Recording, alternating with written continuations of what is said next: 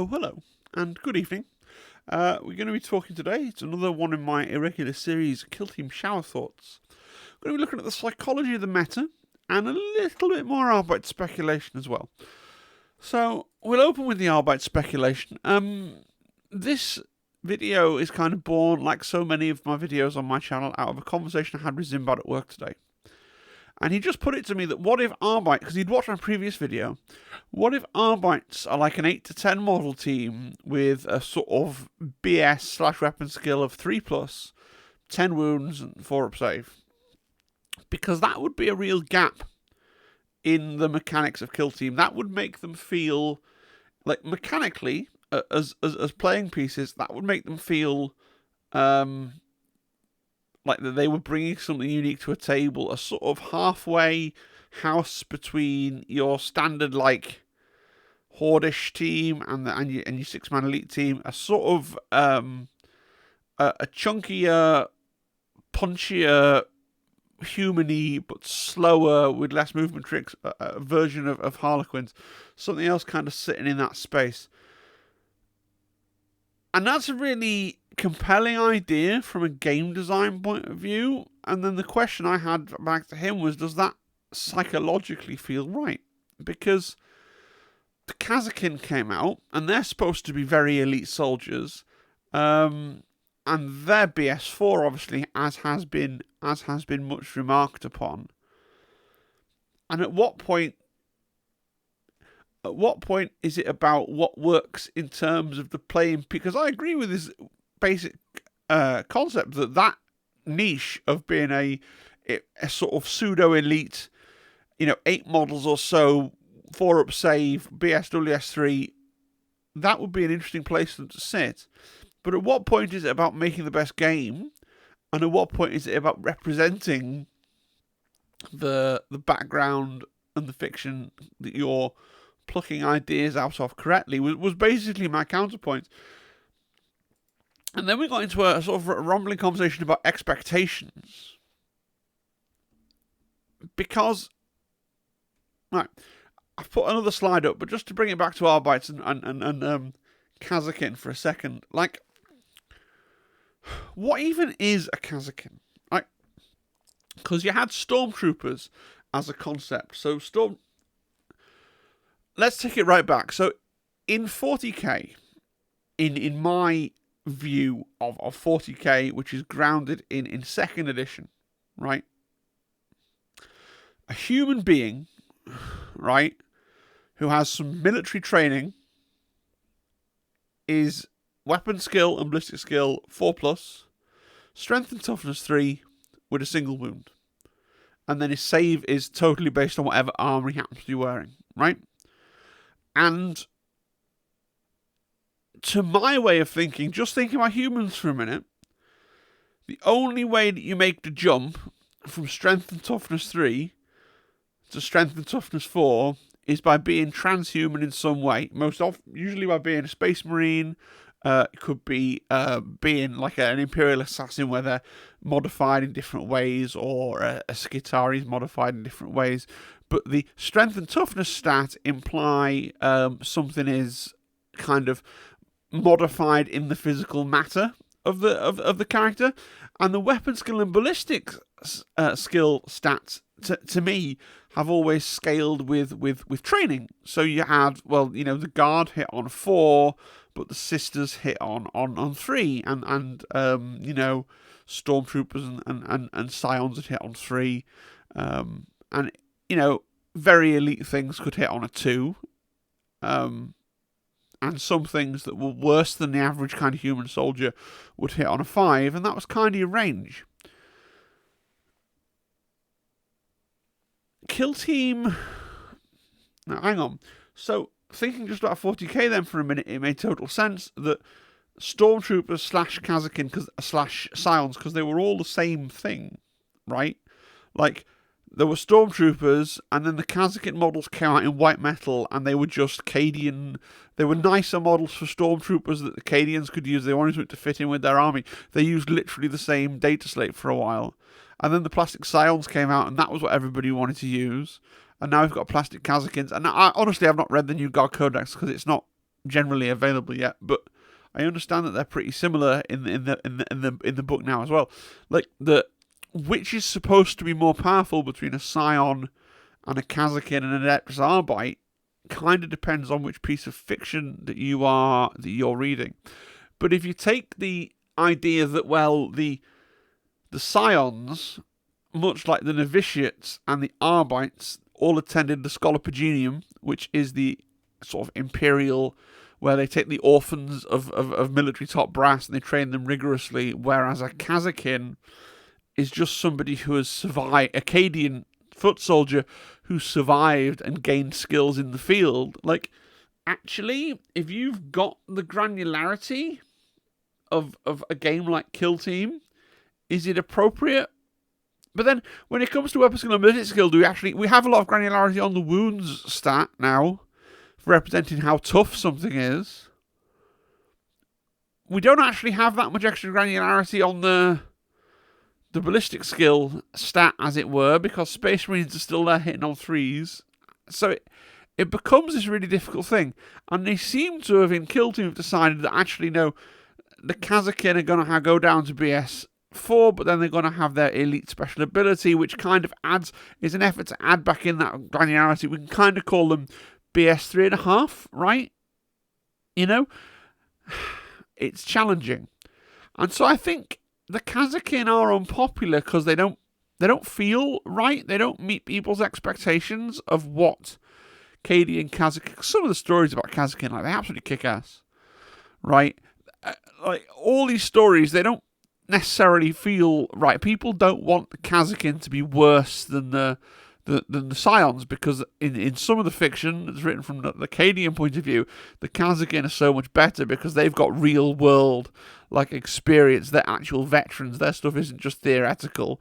And then in sort of more Scion focused fiction, the Scions do better because they have the kind of pseudo religious indoctrination, and they'll literally fight without fear or second guessing. So it's a really tough one. People want their Kill Team to feel right for their conception of the fluff. And the thing is, this is not about like me or Zimbad saying, "Oh, I understand the fluff better than you. You're just right." Like, I don't think Zimbad might say that.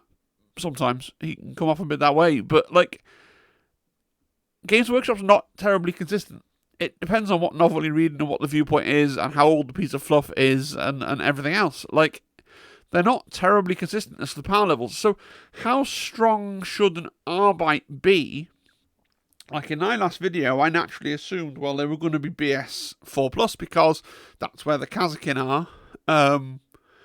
And therefore, you know, they're more or less the same thing, aren't they? Right? They're elite humans with really good gear, right? They're more or less the same thing.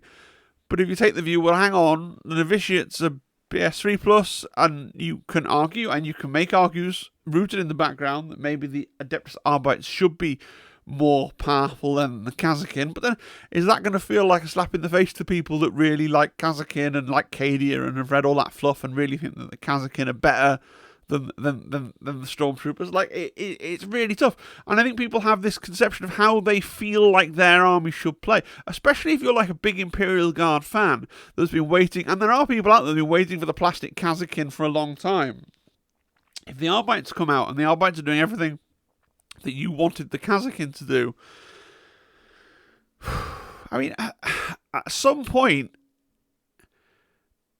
you have to decide what you're doing. Are you playing in Games Workshop sandbox with their toys, in which case you either play the side that you love and try and make it work? Lord knows I did that with Novitiates for the longest time. Or you go, well, I can't play my favourite thing, because I could never win with Sisters, but I'll pick something that's pretty similar I also quite like. I mean, the thing with 40k is there are bits that I don't like, yes, but there are lots and lots of different bits that I like. Like, it's a difficult one. And so, to get on to the sort of wider point, people have these expectations, and the expectations, I think, are sometimes flawed.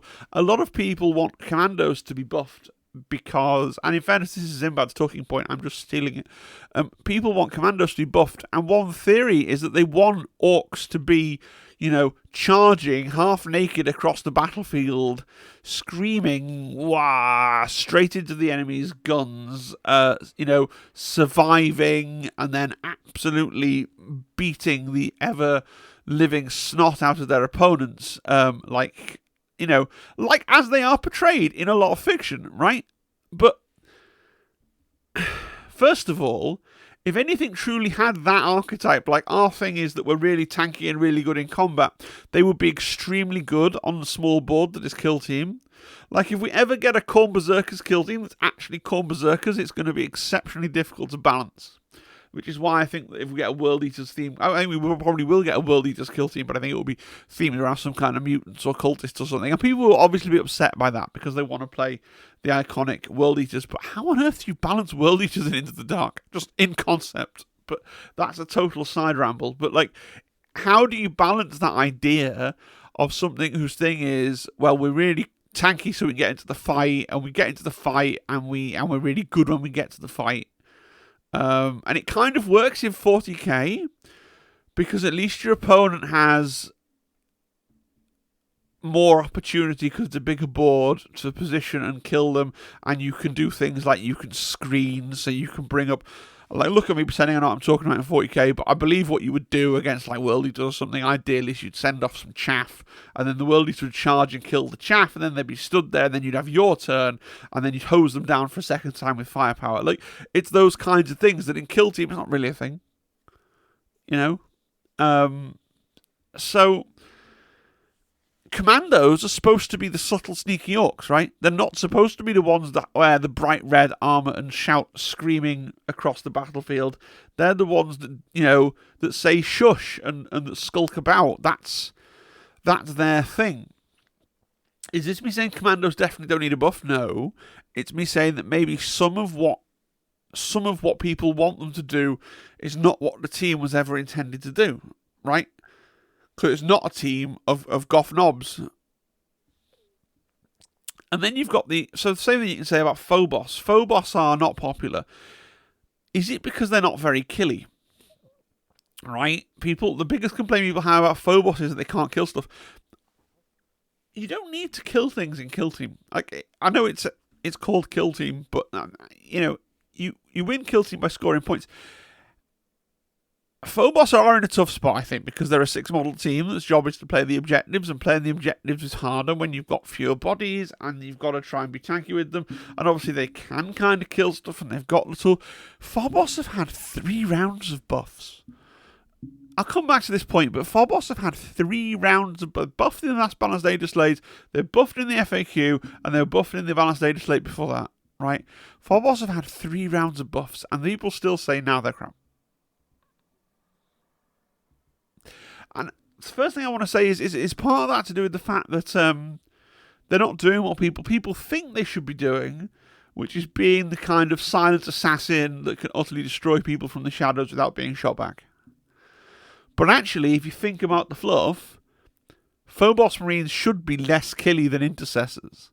Otherwise, what are intercessors for? If Phobos are as killy as intercessors and they get all their extra sneaky operatory shenanigans, they're just better than intercessors. Well, on the tabletop, Phobos Marine might be more or less as killy as an intercessor in 40k, but in Kill Team, we definitely have, with weapons and things, the ability to show the granularity between the two.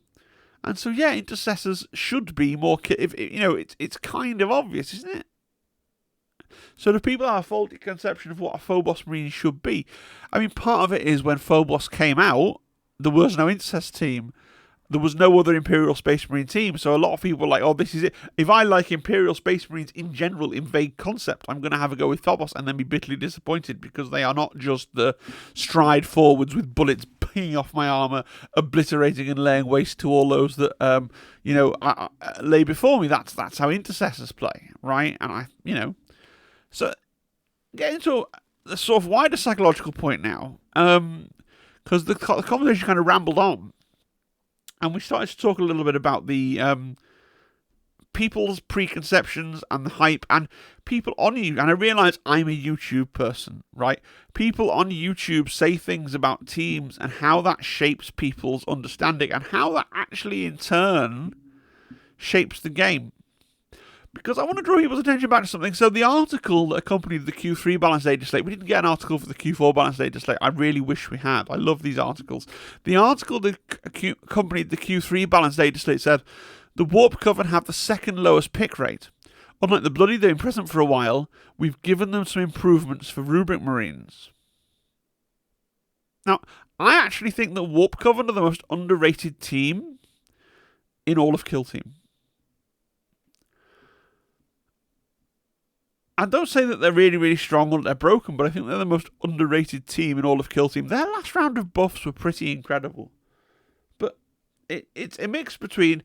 I don't think Thousand Suns are particularly popular as an intellectual property, right? As far as things in the 40k universe go, I think they're one of the slightly less popular bits, right? I think just in general, aesthetically, nothing else. If someone said, oh, Thousand Suns or Plague Marines, I think vaguely more people would pick Plague Marines. Right, I think that's borne out largely in what you see in the world. I could be wrong, but more importantly, they were labelled as a bad team. Right, and once they've got that conception of being a bad team, it takes a lot for people to pick it up and play them again. Especially as there are so many teams. And don't get me wrong, having lots of teams is good. But once a team has that millstone around its neck of being thought of as being bad, how many buffs do Games Workshop have to layer on for people to actually want to go back and give that team a go? Right? So I'll give you the other example of Phobos. I think Phobos are also... I mean, look, Phobos definitely do have problems. I'm not saying that they're a top-tier team, and why isn't anybody playing them? But I don't think that they're as laughably bad as a lot of people quite derisively say. They're like, oh, Phobos, oh. It's like the butt of every joke. Like, Phobos have had 3 rounds of buffs, and the people were saying, oh, these buffs are bad, these aren't enough. I don't think that people have tested them. I don't think people have played Phobos, because it takes a lot, right? I have a fully painted Phobos kill team, but right now I'm hyped about Star Striders. I'm hyped about the Star Striders changes.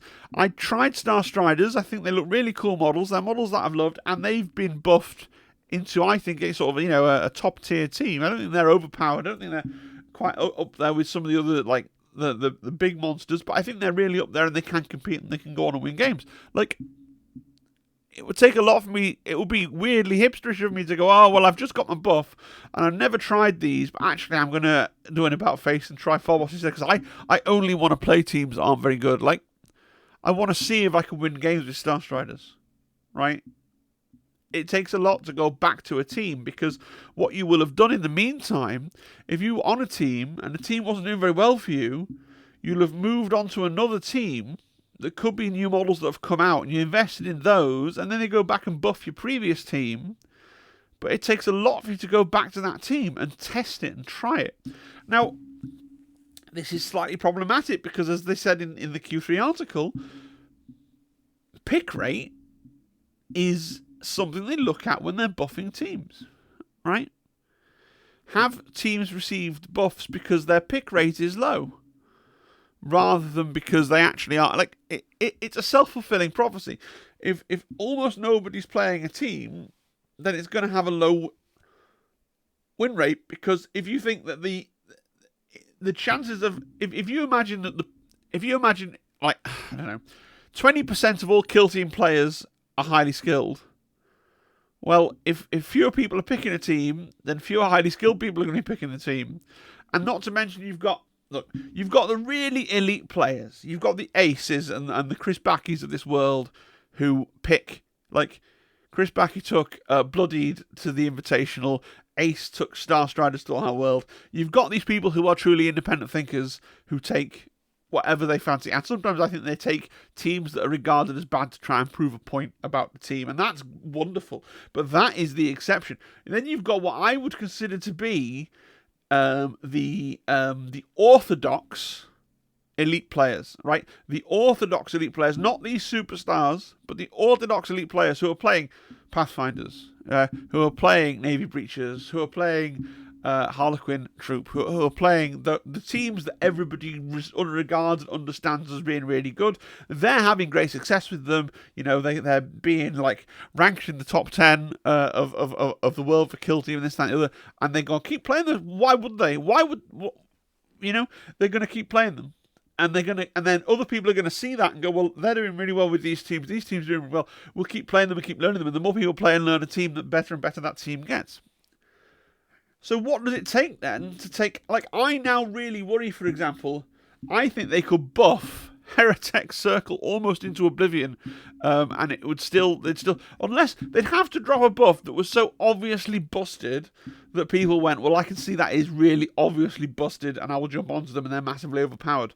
But it'd be really hard. It's really, really hard to take a bad team and buff it up to being a competitive team and get enough people to go over to it and admit that actually it's a competitive team now. I would argue.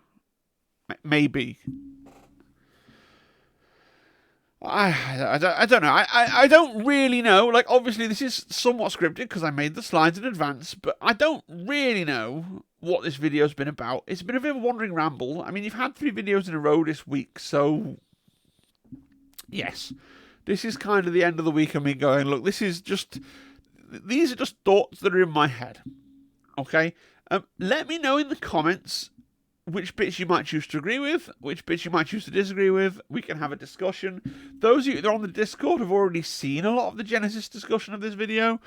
People on the Discord kind of get a heads up for the last couple of videos when stuff's coming, because I've been talking about them during the day on the Discord, and then when I think I've talked them through enough that I've got enough for a video, I'll sit down and record something. So if you join the Discord, you kind of get a sneak preview of probably what's coming. And not that every conversation on the Discord turns into a video, but a lot of them do. I should say, because I had some feedback, like my last video I said Arbites confirmed, and like technically no, they're not actually confirmed, are they? It's not actually like Arbites are the next kill team. Here is the photograph of the Arbites in the kill team box. Like,